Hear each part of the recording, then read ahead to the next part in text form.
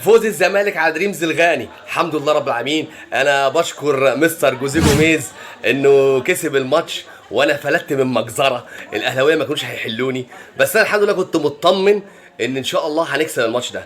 بس انا عايز اعرف كابتن جوزيه جوميز حاجه مهمه. انت داخل على معجنه. ايه بقى المعجنه؟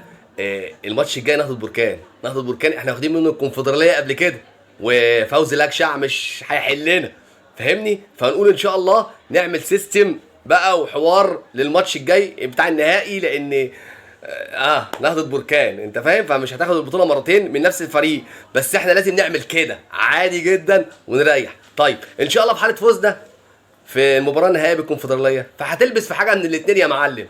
يا الاهلي اللي واخدين منه قبل كده السوبر الافريقي ساعه ايمن منصور، وهم لسه فاكرينها مع ان هم واخدين مننا نهائي القرن، بس هم لسه مركزين وعارفين هم بيعملوا ايه. فان شاء الله بقى يعني نحاول نصلح الامور ونرزعهم في السوبر الافريقي عشان تبقى ايه، عوضنا نهائي القرن. طيب الترجي اللي كسب، ها، خش على معجنه ثالثه بقى، اللي هو الترجي اللي هو كان منيم افريقيا من المغرب، وقمنا رحنا لسعناه في قطر 3-1. فانت يا معلم داخل في معجنه كبيره، هتسد ولا هتشد؟ وحياة ابوك ركز. احنا قدامنا 3 ماتشات مهمين في افريقيا، ال3 ماتشات دول ببطولتين مهمين في افريقيا. فركز معانا يا عم جوميز. اشترك بقى في القناه، فعل الجرس، ومبروك عليك الفوز النهارده بالاداء بكل حاجه، واهم حاجه في حمل راح من علينا.